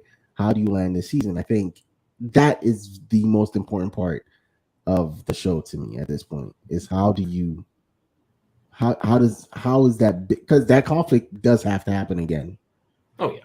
How do you resolve it? I mean, we've given different ways where they can, but I mean, there's also the question, like Ewan McGregor has. I mean, the open question is whether or not secretly there's a second season of Obi-Wan coming. Yeah, because it's a mini, like the same thing they did with Moon Knight, right? Right. But it's for award season. But Ewan McGregor has said he would do another season, right? And of course so he would. I'm pretty sure they backed up that truck. I mean, it's not Harrison Ford, like. No, it's not. It's not like we're gonna give you all the money, but up front, none of this back end. Just it's gotta be in gold bars up to my vault and transfer so that Calissa and him can bathe in it or whatever. Right. That they did to get him to do. What is he in Last Jedi? No, he's only in 2. He's only 2, but he's in the new Indiana Jones, which is now Disney's product. Yeah, but that he's always been more willing to do Indiana Jones because I think because he likes working with Spielberg. Yes, so yes. He doesn't, and like Indiana Jones is Harrison Ford. Like I think part of the reason why Harrison Ford doesn't like Star Wars is that it's not like Harrison His Ford thing, right? It's like Indiana Jones is Harrison Ford. So anyway, but that's my psychoanalyzing that man. But anyway, I mean that's an open question. Like they could just end this and not resolve it and be like, see you in 2 years. We'll figure it out then. It's a future Ewan McGregor problem. Because because I feel like if they end this season, like he beats Vader again, but gets driven off for some reason, so he can't finish the job and goes back to Luke, right? And he goes back to Tatooine, and then they do another season where he has to leave Tatooine again. Yeah, that's no. It's not gonna like resonate. I think they have to make it. They have to like, use the bathroom or get off the pot, right? With this stuff, like they can't play around with this because this like the biggest problem is like card games and things like they call it reprint equity, right? Increasingly, I also feel this in Marvel too. There's cameo equity, right? And that's true in this thing. Is there's like an equity of the number of times that you can go back to these characters. Right, particularly the like big ticket characters like Obi-Wan Kenobi leaving Tatooine and leaving Luke, the thing we've known that he has cared about since literally the first Star Wars movie that ever came. Like you can only do this so many more times before it loses all meaning. Right. And my hope is that they don't just spend all that, they just don't spew all of it on like a kind of mediocre miniseries that really doesn't tell us anything new about the characters. So that's heavy. Well, we got 3 weeks to find out. if they're gonna end it, because again, him leaving Tatooine a second time would be for what? Luca gets kidnapped that time, and Oh, so come on. No, I don't. No, we're not dealing with that again. That would be no. I mean, they could do a Tatooine adventure, like if they, Right. I'm with you again when you first said, why didn't we spend the first season on Tatooine? And then now, if you want to do a second season, you can spend it somewhere else. It would make sense. Yeah. Well, so the question I actually have for you about this, Mo, is do you where do you think that Star Wars is heading outside of the Mandalorian corner? Like, do you think we're gonna get like a lot of live action sort of prequel-ish era stuff going forward, or do you think that just sort of like they promised us, like Kenobi and Andor were promised when Disney Plus launched? yes. And you think they're just like burning those two promised projects off? Because Andor's taken forever to come out, and Kenobi had a much faster turnaround, right? Mm-hmm. But Andor was like literally like was supposed to come out, I think, before the pandemic, Yes. and then it had pandemic delays, so it got delayed before the pandemic, and then it had And then pandemic delays, yeah. and now it's finally happening. Between this and She-Hulk. Yeah. So, what do you think? That's a good question. Okay. And then if you add Ahsoka to the mix, that's prequelish, I think. No, Ahsoka takes place in the future in the Mandalorian, but basically timeline. The sequels don't count. So in the present of the Star Wars universe, right? But she's a prequel character, or technically a prequel-ish character. Okay, well, I think they are like doing these big prequel-ish or prequel adjacent series right now, right? To kind of keep the machine going. Because past Mandalorian, I don't think they have anything, like just outside of Mandalorian, and I don't think they have anything that people are like super excited for. So you do this, you do Andor, right? Which is crazy, right? Because no matter what, they are like Andor is definitely gonna happen, right? You have to put that out. 2 seasons of it. Yes. Like it's confirmed 2 seasons. You have to you have to, because I think you saw the reception of Boba Fett, right? Not just the reception of Boba Fett, the fans, how the fans felt post like the first 2-3 episodes. They're like, oh, is this like we've wanted this for so long and this is it, and like no one is talking about it now. But you have people still talking about the Mandalorian. You have people like ready for the like every time you see a Pedro Pascal somewhere, or interview, like, oh, so what's going on? Like you have people, it's outside of the Mandalorian, I don't think you have anything people are excited for. So I think they're going to mine, if they can, the prequel well. They're gonna probably even mine like OG trilogy well, if they can, right? I think they can. That's I think they're gonna no.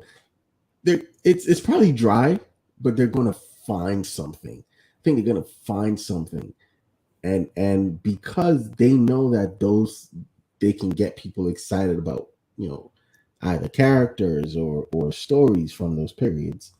I don't, because post what's outside of what's Ahsoka, again, the reason I mentioned Ahsoka when you asked me a question is even though she's taking place in the Mandalorian timeline, or that wherever that timeline is, right? Yeah. She's still dealing with, say, like the Ezra Bridger thing, right? That's what she's gonna be doing in her show. Right. And Thrawn, which is kind of prequel era, almost like original trilogy era type stuff. Well, the interesting thing, right, is the two most successful properties, right, for Disney are Obi-Wan and Mandalorian. And Mandalorian season 1 requires very little knowledge Very little of Star knowledge. Wars Right. beyond like you saw the movies and kind of thing, right? And then increasingly it became more tied to a very popular with Star Wars fans, but pretty niche. Like the like Clone Wars Rebels continuity is Right. like known to a like I'd say like a majority of like serious to less committed Yeah. Star Wars fans, but casual Star Wars fans, no. Mm-mm. And so like that, and that's like spending live action money to make sequels to the cartoon, which is right, but that's what they're doing now, right? Like Right. I'm not even really like shading it because like Filoni really cares. Like that's the He one thing does. that like really comes off from his project is he cares about the prequels, he cares about Lucas's continuity, he cares about his own continuity, right? And like that's one of the things I like about his works, but like that's diminishing returns, right? Of that because like increasingly it becomes more isolating for like casual Star Wars fans, right? And one of the things that like kind of like you see with Marvel is the most successful Marvel shows have like Loki's the most successful, right? Right. And because that's the most obvious. And then Falcon the Winter Soldier was also apparently another one that was like these are like Hawkeye, and then Hawkeye, yeah, but like Moon Knight did fine, like enough, like it was good. But like it was good when it landed at the end of it. But like for like MC, like for just the basic MCU fans, no. Well, but like looking at as much as we can get ratings for it, it looked like it landed at a time that was good for it because it was one of the highest streaming things at the time because there was nothing else. Right. Like they picked a good time for it to like, and then WandaVision, right? WandaVision was also hugely successful. So the question is like, I don't know how much Disney can get out of these increasingly like obscure aspects of its continuity, right? And or will only ask of you that you watched Rogue One. That's it. Yes. And many people did, like even casual Star Wars fans, right? They didn't watch 9 seasons. Well, no, I guess it's like if you can combine Clone Wars and Rebels together, it's like 12 seasons.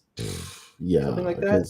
Yeah, Rebels was like maybe 10. I think Rebels was 4 or 5, and Clone Wars was 6, 7. So yeah. 10 seasons of a cartoon, Sheesh. Right? Like that actually started off with a obscure cartoon on Cartoon Network, and then somehow, like I don't know, Cartoon Network picked it up, and then sheesh. So the real thing had to be committed is that I think Disney, in many ways, I think you're right though, that they might try to find some way to make a show about the original trilogy. Yeah, like stick it in between like A New Hope and Empire Strikes Back, which is like a pretty like open piece of continuity. Like like Lucas never really said that much about like what happened in that time span, but it's like 2 or 3 years.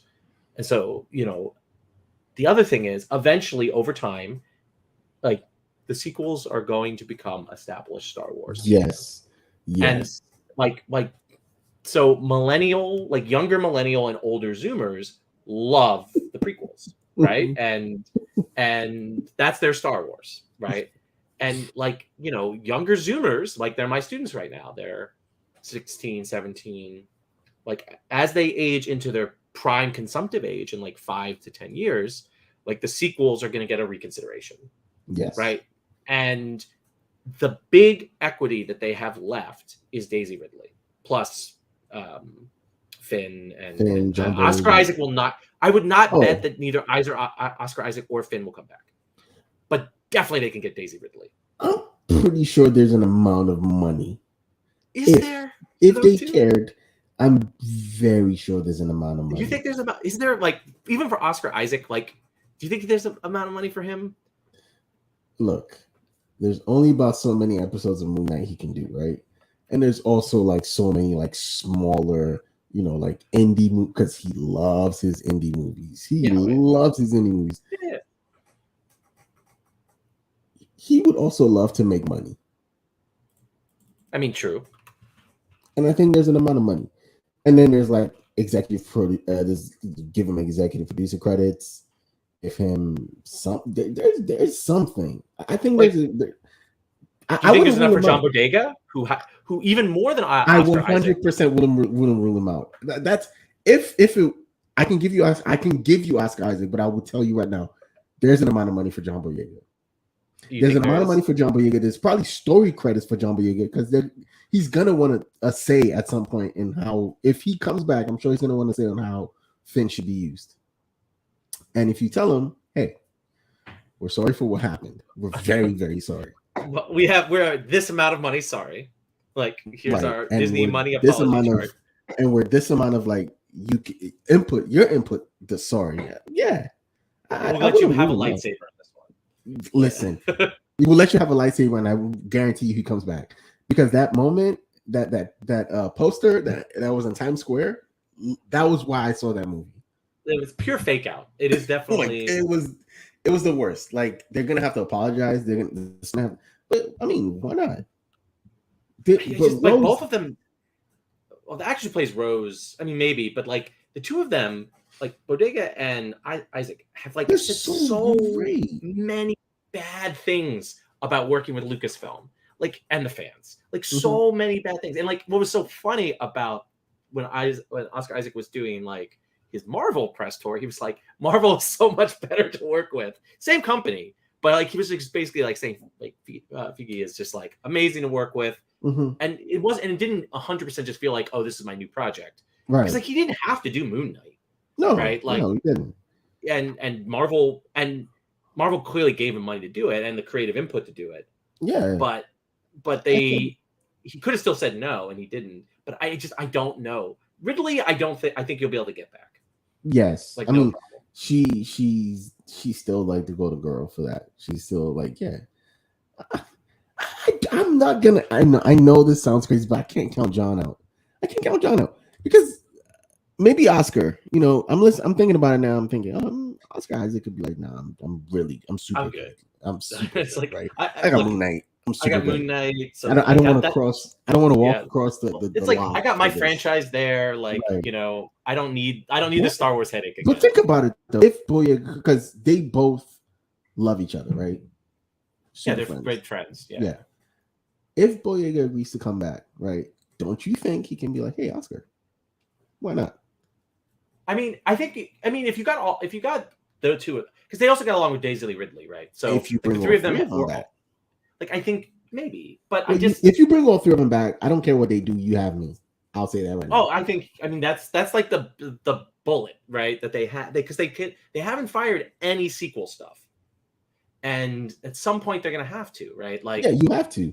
Because there's only but so many stories you can tell from prequel. I mean, the reason I think it's going to be so difficult to mine prequel stories is because you did Clone Wars. And you kept it in continuity. Yes, which happened between episode 2 and 3, I think. You did that. Yeah, 2 and 3, yes. And then you did, and then you did Rogue One, which happens in between episode 3. Well, doesn't necessarily mention episode 3, but is what is in between 3 and 4. Right. Yeah, I agree. Like Rebels was also in between 3 and 4. So it was. You need something. The stories are going to start thinning out, and then what you're going to go back and try to do a legacy character story. You're going to do Luke running through the jungle and doing jungle parkour. Like what? For 2 seasons? I mean, they could do like they could still do prequels to the sequels, right? Like right. To the sequels. They could, like they could have late middle-aged Mark Hamill's Jedi Academy series, like that with what's his name? Then you could do Ben Solo. Yeah, but you can cast a younger kid to play young Ben Solo, right? Because he's like 13 or whatever whenever he gets dumped with Luke by Han and Leia, something like that, right? So, like that's something like that's a well they could go to. Right, and they don't even have to use fancy technology because Mark Hamill could be like that old, right? Yeah, just shave and makeup, whatever. Yeah, and so that's something. But I do think that like eventually Pedro Pascal is going to want to stop doing The Mandalorian, even though it's like the easiest job because he's seldom actually there. Like it's like he's like James Earl Jones. Like he does ADR recordings, right? Like just he is in the suit sometimes. Oh, okay. But he's usually when it's like a sequence where he's going to have to take it off. But like that's when he's there. So he's there like 25% of the time. It's a super easy job, man. I would do it forever. I'm sorry. So because he did Mandalorian season 3 while also doing that HBO show that's coming out. Oh, The zombie one based on the video game, Last of Us. okay. Yeah, so those were filming like back to back So he simultaneously. could do Mandalorian if he's able to do other stuff in between. But he's gonna want to stop, right? These guys always want to stop. Why would you ever want to stop? That's an easy check. It's like the easiest check. I would do it for you. Like, listen, Pedro, I don't know if you're watching this or listening, but if you need somebody to stand in the suit for you, I would literally take 0.7% of your paycheck for the day to do For the it. day. Wow. I mean, that's basically like probably your salary in a year right Listen, now. So. I would take it for the day. Just put me in the suit. Like, come on. But they like these people do want to stop money spinners though. Like I don't understand. I mean, people get tired of doing the same thing over and over again. Again, they're creatives. Robert Downey Jr. should have never died because at some point he wasn't even playing Iron Man. He would put the whatever on his and just walk on set. For Spider-Man, was he even there? He wasn't. He didn't film anything with He didn't film with He filmed with Tom Holland. There's one physical scene with him and Tom Holland. No, two. Well, but no, there's three. Sorry. So there's the beginning from the tag from the end of Civil War, yeah, to that. Then there's when he takes the robot suit from him in the middle of the movie. Okay. And then the Avengers mansion scene at the end. Wow. So and then he's in that one like long distance phone call that was just like done. I don't know. One day he just walked on to Disney set. Like, oh, we're just gonna FaceTime. Okay, great. So I could be in Aruba right now on vacation and just FaceTime in for the movie. Like what? I think they killed Robert Downey Jr. because one, he wanted to get off, and two, they didn't want to pay him anymore. So like he was like, I'll keep doing this for 1/3 pay increase. They're like, no. And he's like, okay, we got to spend the money somewhere else, Robert. I'm sorry. Well, yeah, Chris Evans wanted to get off the train. So, okay. And he's doing stuff. He's in that Netflix show. He's in Knives Out 1 and 2. Knives Out, and that was a good. That was he traded on being Captain America for 10 years to make that land. Yeah, so. He did. Because prior to Captain America, nothing. I mean, nothing. When he was cast as Captain America, I'm not gonna lie, I was like, him? Johnny Storm? I'm not gonna lie. Well, he was America's ass for 10 years. Right. By the end of it, I was like, you know what? He sold it. Marvel's acting school is really amazing. I hope Kamala. It's Kamala, right? Kamala. I hope. Yeah, our vice president. Right. I hope she comes through that Marvel acting school because I know those fanboys will not be nice to her. Well, they're not going to be nice to her. She could literally be the reincarnation of Audrey Hepburn. Right. I feel so bad for her. Because she's young. She didn't do anything to anybody. She accepted a role and now she's going to get punished for it. And by all intentions, people found her old social media posts. Yes. And she's a legitimate fan of the material. She is because she dressed up. I'm like, this is who you want. There's. It's so funny because every time they cast someone to play a superhero, I'm just finally reading up on the superhero.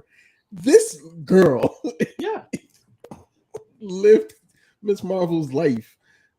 But no, back to Star Wars. Yeah, back to Star Wars. Because we're gonna talk about that on Wednesday. So back to Star Wars. Yeah. Yes. At some point, I think you start with Knights of Ren. I think you have to start with something. Again, it's going to be a little obscure, right? But if you did watch, what was it, the second in the Last Jedi? Who did they defeat? They didn't defeat the Knights of Ren are in the third one. They're not in the second one. Who, Ben, and oh my god, what is his character? Wow, Ray. They killed the Imperial Guard in that movie. Whatever, not Palpatine's. Oh, yes. The Knights of Ren are in the third. They're in the third one. That's the ones that he kills and gets injured. at Mhm. the end of the third movie. He gives her his life. Oh my yeah. Look.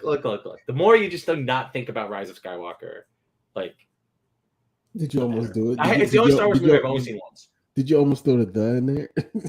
Yes, I almost did. I saved myself, but it caused me to like spittle up the next thing I said though.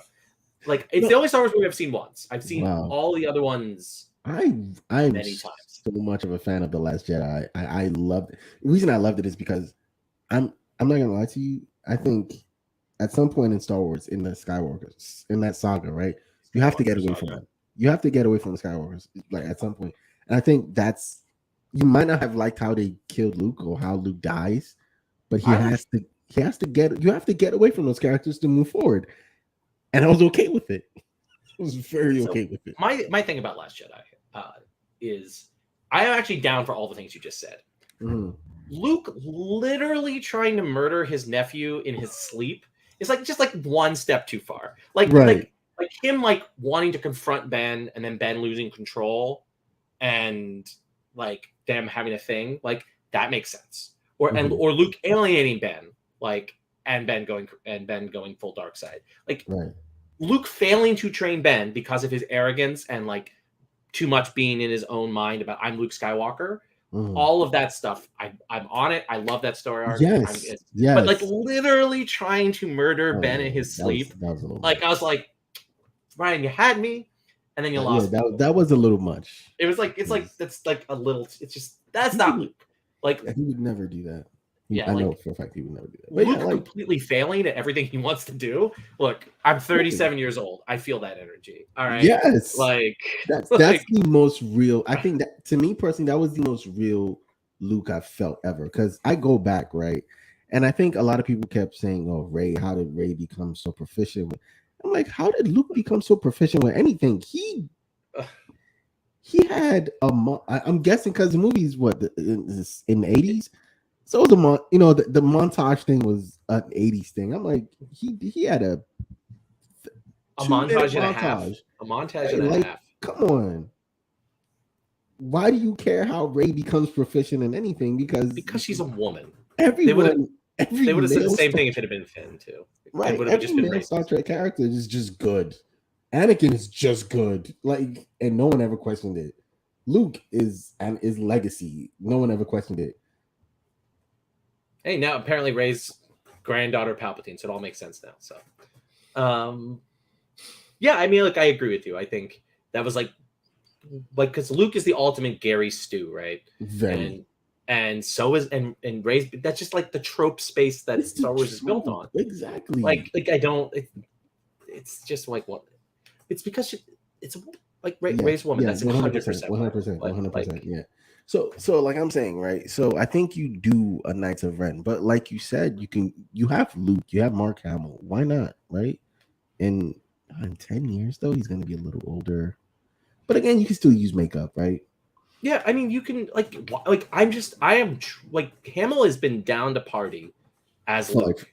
I know he's like the only Star Wars person that you don't even have to back a truck into his house. He'll do it for like chips. And a can of Pringles. Like if they announced because they want to stay away from the sequel so much because it hasn't had that time to percolate. But I feel like if they announced Luke's Jedi Academy, like as a show, starring Hamill, that's set like 10 years before Force Awakens, right? I think that would be almost as highly wanted as Kenobi. So, question: do you do it? Do you say let's no, the question is, do you say let's not spend the money, right? Let's kind of test the waters and do it as animation? Maybe. Or do you want live action? I mean, I feel like Hamill is easily the least expensive living Star Wars actor. Oh yeah, correct. Besides Hayden Christensen. So like not his fault. It's not his fault either, but like he hasn't done much. Like Hamill is like a workman, right? He's been doing like voice acting for years. If you did do animation. Oh yeah, Hamill's easily the best voice actor of all of these people, right? And as you definitely learned watching What If, not all actors, no matter how good they are, are good voice actors. No matter how good they are. Listen, but no, I say that's a good place to start. Then Knights of Ren is a good place to start. Or wait, what is Ben's or like night order? Doesn't he have a night order or something? No, Knights of Ren is his like That's his evil. thing, right? Yeah, because That's his he evil breaks point. once he breaks off, right? He Creates joins the Knights of Ren. He like summons the Knights of Ren to like it's like so. What's unclear in Last Jedi is what like cause the massacre of the Jedi Academy in Mhm. Force Awakens. It looks like it's Ben and the Knights of Ren. Right. So did he summon But the Knights of in Ren, or Last did Jedi, it sounded like he Luke created it? says after he tried to like night murder Ben, Ben loses it, understandably, and takes some of the apprentices And and kills creates everybody else. But why would they have been in suits from the Knights of Ren if it was happening spontaneously? Again, once you start thinking about it too much, you well, you ask ask why yourself, right? he watches Star Wars. So yeah, I think that's natural progression, and then at some point Daisy Ridley comes in to do a thing, like the Yep. next, like she's training the next force sensitive users, or because you do have to explain the kid at the end of the Last Jedi, right, with the broom. Did I the mean, do broom you have to just explain it? Like, like so? What happens with force sensitive people that are not legacy characters? I mean, theoretically, Daisy is traveling around, rounding them up to train them. I mean, that's kind of what the ending of Rise of Skywalker. I wouldn't mind watching that. I wouldn't For mind an either. hour, for 6 episodes, for 6 hours. I wouldn't mind either. I'm a sucker for. I read so many bad Jedi Academy novels as a child and young adult that I'm down for it. Question Listen, is, does Disney think like no, that? no, they don't. So they gotta Not wait. right now. Not right now. Yeah, not right now. But yeah, at some point, the pre-sequel stuff has to end. It How has old to is end. Daisy Ridley? It has to She's end. 30 now. Okay, Yeah. So 10 years should be 40. 40. Yeah, she's a young looking 30. So, Yeah, 20 years should be 50, and you can do her like you were doing old Leia. yeah. So Doesn't have to be. And I think honestly, this is how I feel about Star Wars moving forward. You don't have to do movies. You literally don't have I to do don't movies. I truly do Stop not doing think movies. we will get another Star. I Can't don't say think we'll that. see one in a foreseeable future. Right. I think If because you Rise of do Skywalker didn't make very much money. I mean, let's be honest. it, In the well, compared context to of The Last Star Jedi, Wars and yeah, Marvel, yeah. because you have to think about like what Disney's thinking right here, right? It's like, all right, They're Mandalorian, thinking Kenobi, $2 billion. making us making us good money, keeping people subscribed to Disney Plus. That's awesome. Mm-hmm. Marvel both helps keep people to Disney Plus, plus is making us tons of money in the box office. Right. So what are we going to spend our money on? Like, are we going to take a risk on another Star Wars movie, or are we just going to give Kevin like another slot to make another Marvel movie? Oh, we are getting a He Star does. Wars. Yeah, he does. I was about to say, Yeah, because Kevin's making yeah, one, right? He's making one. yeah. So that will be the next Star Wars movie. And who knows what that's going to be? Listen, He's hired the guy who did the screenplay for Doctor Strange to do it. So he's currently writing that. So I think you stay away from legacy characters. I think that's where I was gonna go. If you're gonna do Star Wars movie, you stay away from legacy characters. Like Rogue One worked. I believe Rogue One worked because it decided that we can do what we want to do without. It was a movie about something we knew that happened, or in the or what in the Emperor, no, not Emperor Strikes Back, A New Hope, right? New Hope, yeah. It was something we knew happened, right? It was a movie from something we knew happened, and it worked, But do you take another event, like little event, and blow it up to make another movie? Maybe they could also go for super prequels, Oof. like the long time ago. I mean, because the rumor was that the D&D movie was going to be a Knights of the Old Republic, which something I'm not excited about. And they have well, they do have that now. The Disney actually has its own thing now called the High Republic. So that could be something. I mean, it'll be interesting to see. Like, I guess it'll probably be like 2023 when we start hearing like what the feed the actual produced one vision for that is. Now, question is, do you do like, so if you're gonna do that, right? We're gonna stay away from legacy characters. You're gonna either go all the way back to the future. No, you're gonna go back to the super past. Why are you scared of the future? Is it because of the sequels? Probably, yeah. Because I think because jumping so far ahead, right? I guess into the super future, which I guess is an option. You give up the Ridley equity unless you make a sequel to the sequels, and you acknowledge and come up with some fixed endpoint for her, right? Like, and so the question is like, I don't know. Like, I mean, they can do whatever they want. That's the first thing. They can.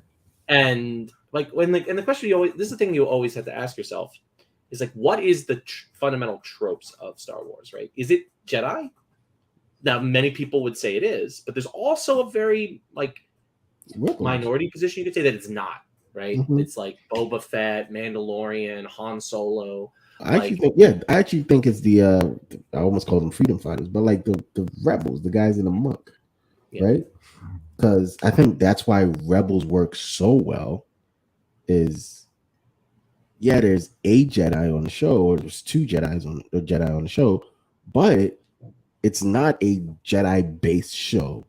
Like it's a show of literal rebels, like figuring out how they're gonna fight the war.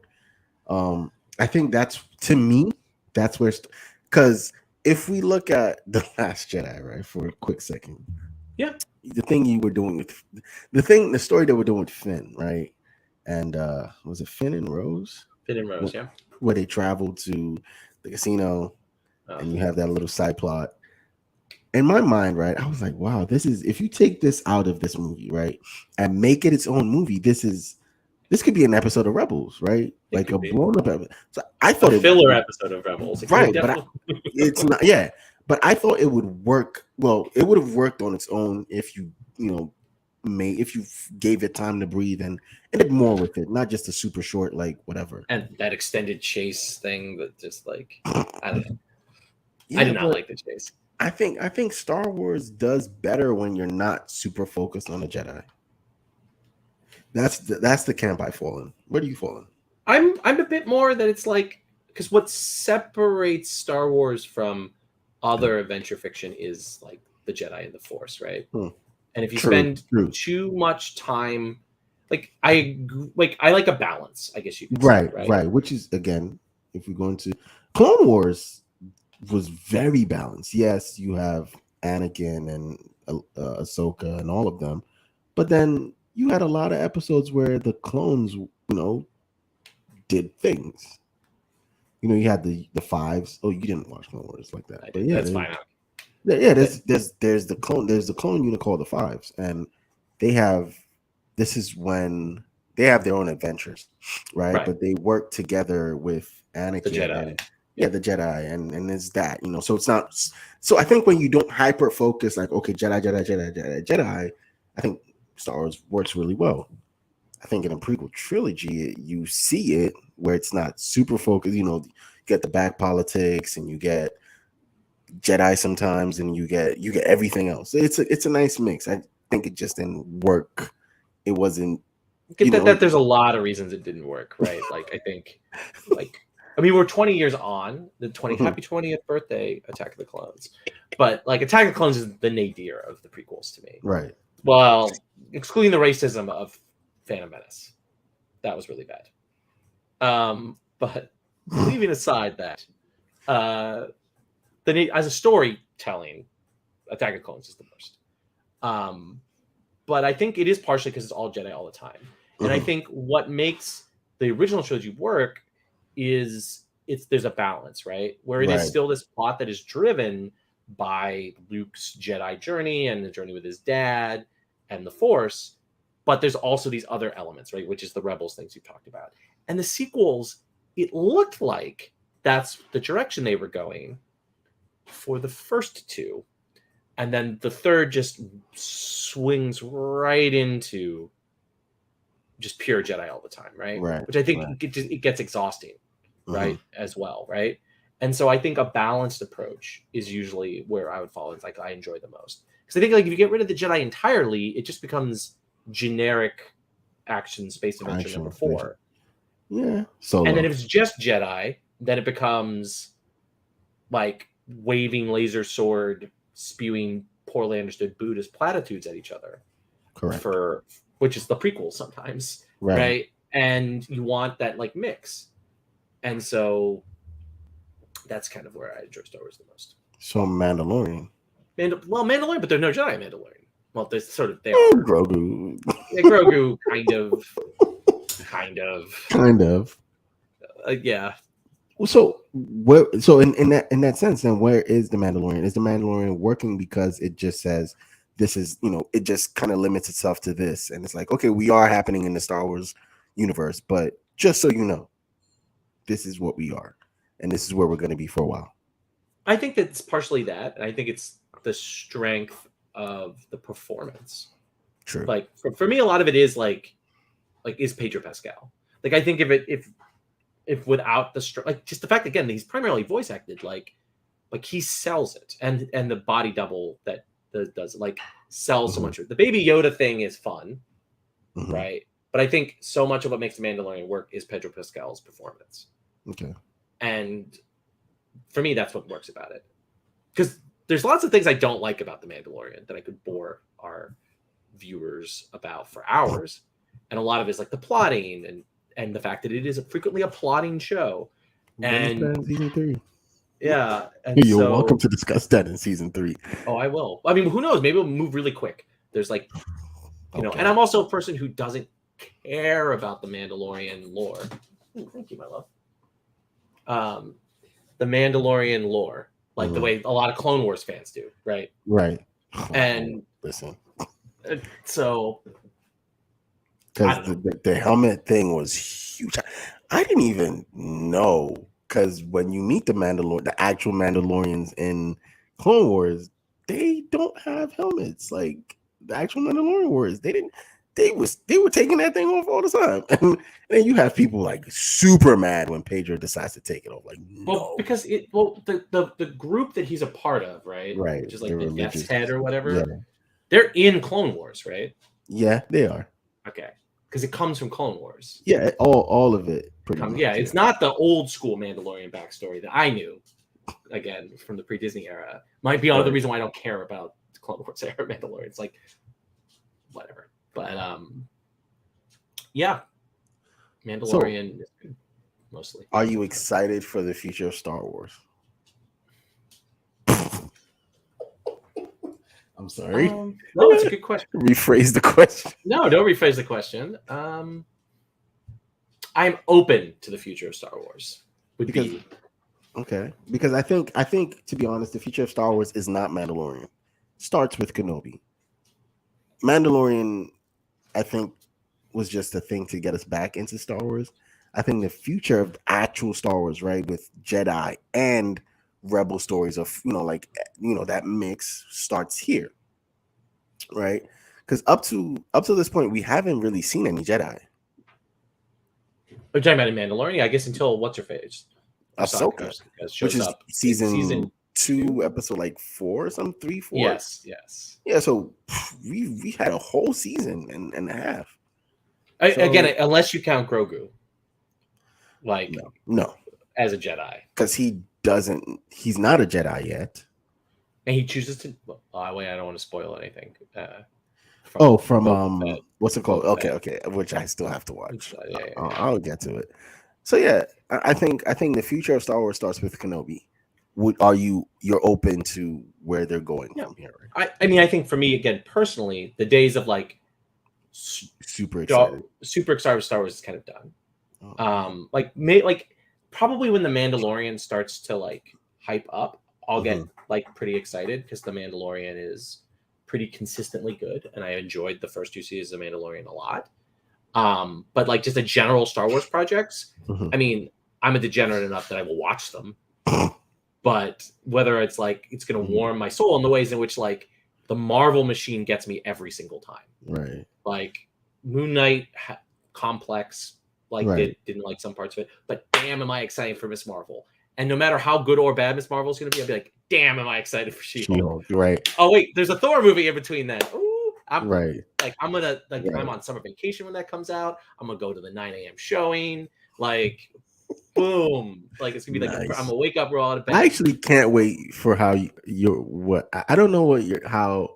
I don't know if you're gonna post in the chat like go see Thor. Like I just want to know what your reaction post would be. I want to know what that would you'll get it because I will wake up. Super. To be very honest, I was excited for Doctor Strange, but I think I'm really, really excited for Love and Thunder more. Just because. I mean, the new trailer was really good. Yes. Like everything I've seen from Love and Thunder is just like you have to see opening night. Or opening day, something. It's just and maybe it's because it's super vibrant and colorful as Doctor Strange wasn't. Maybe I'm just that guy now. Like I'm just excited for color. Maybe. Like, I mean, it's also like it's the fourth Thor movie, right? Like we've been with these characters, right? Like Jane is back. Like, what are you going to do with Jane? We've seen Jane and biceps. And the design of Christian Bale, looked really cool.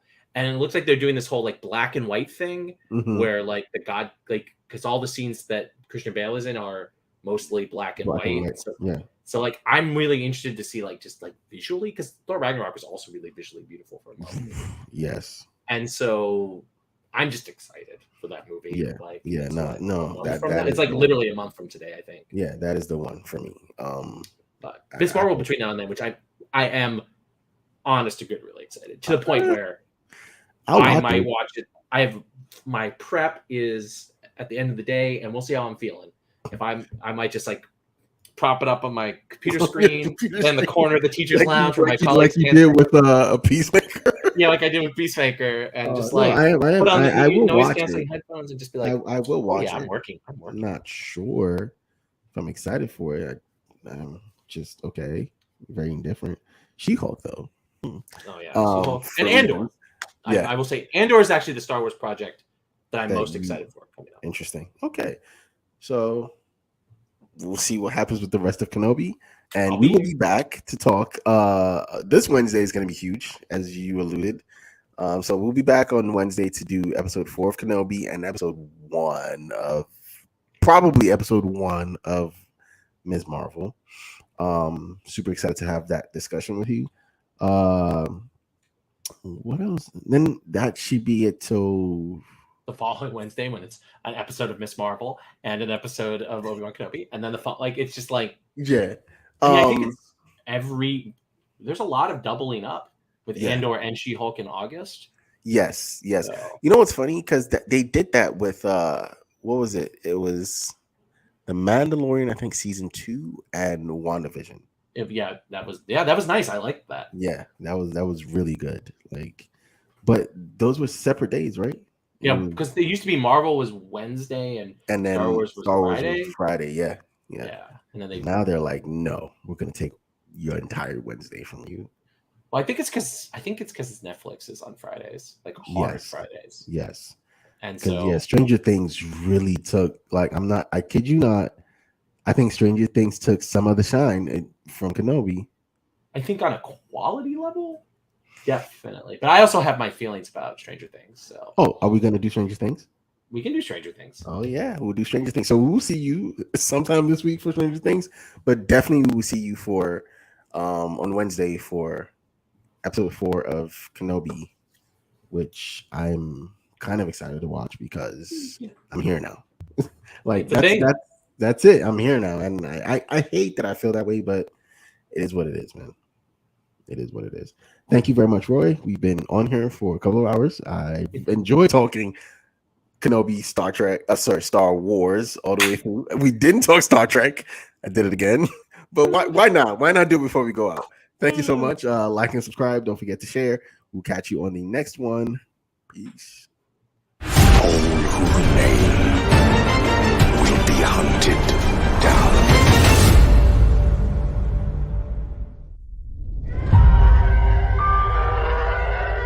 You've made mistakes. We all did. It's the past. Be done with it.